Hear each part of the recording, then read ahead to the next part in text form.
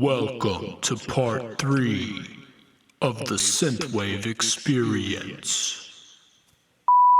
What's up, my producer friends? It's David with another monsterproductions.com. Today I am back with the third and final part in my Synthwave series, which I've been working on for the past couple weeks. And for those of you who are just stumbling across this video, basically the first video I created a track using all stock FL Studio plugins and drums. So I showed you some different samples you can use, different plugins you can use, that sort of thing. And then in the last video, I showed you how I actually went about making the bass line from scratch using GMS, which is a stock FL Studio plugin. It comes with all versions of FL Studio. And then in this video, I'm gonna be showing you how I made the lead synth from scratch, also using GMS. I actually really like the synth a lot. So in case you're interested, this is what the sound that we're gonna be making today sounds like.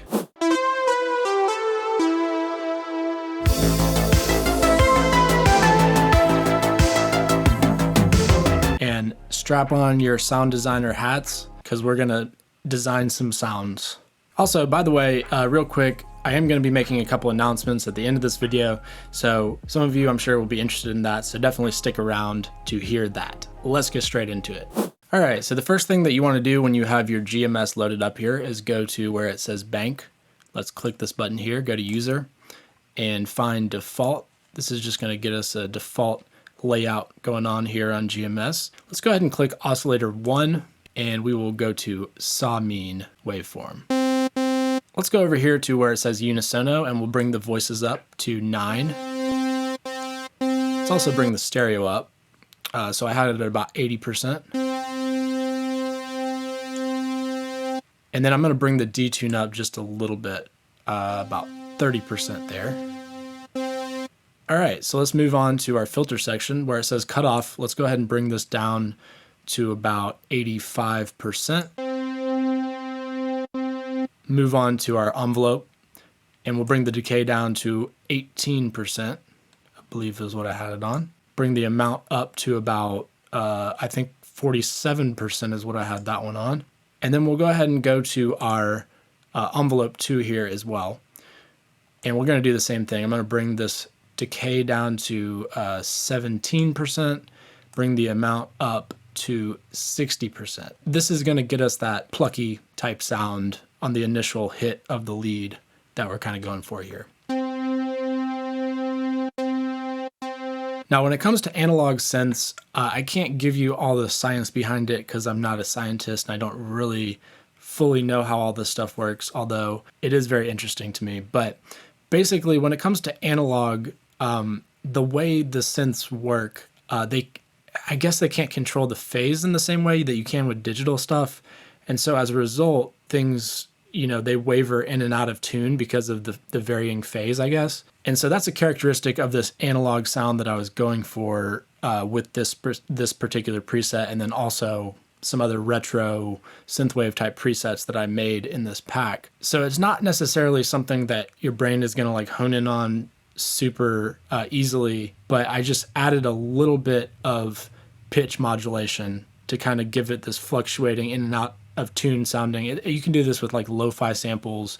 It's kind of a warp type effect. But anyway, how I did that was basically with the LFO, and the LFO is modulating the pitch or the frequency.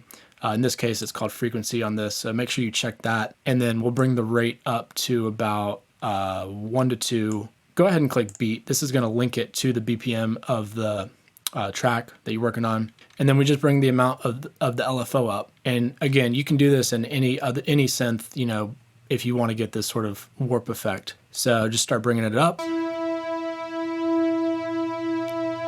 And I had it at 12%. You can go farther just to kind of hear the effect more, but 12% is where I found that it felt like any more than that, you could start to really like hear it a little bit too much. But 12%, you can, when you play the preset by itself, you don't automatically, your brain doesn't really latch on to the out of tuneness. But if you go back to 0%, you can really hear the difference between the two. So that's about where I liked that. Moving on to our ADSR section here, attack, that's good where it is at 0%. I brought the decay down to about 55%.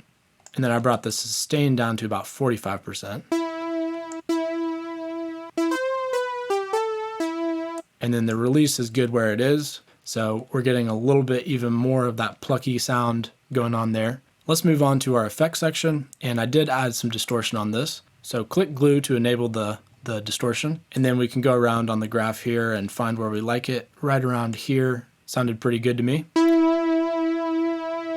Let's move on to a high pass filter.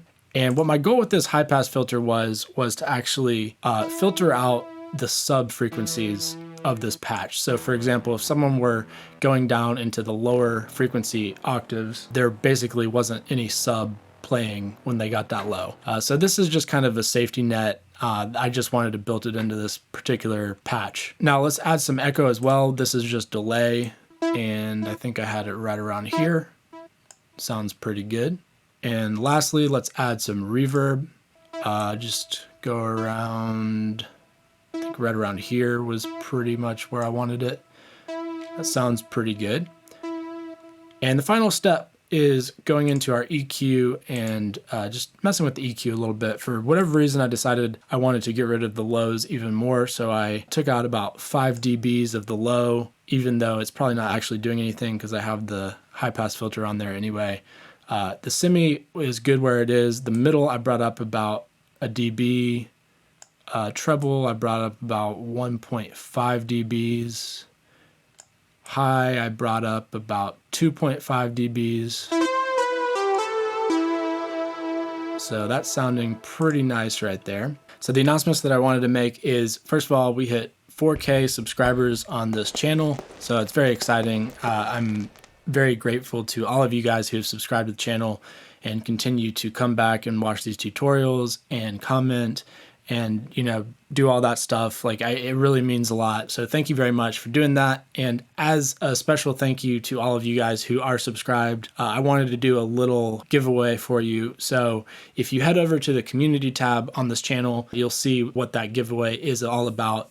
So head over to the community tab and you'll see the post. It's the last post that I did. Just a little something that I wanted to do for you guys if you're interested, just to give away to whoever wants this. So thanks for watching the video. If you liked it, be sure to like the video. Be sure to subscribe to the channel if you're new. Don't forget to hit the bell notification. That's going to let you know anytime I release videos in the future. I'm releasing sound design, FL Studio, producer related content in general. So definitely subscribe because there's lots of cool stuff coming in the future.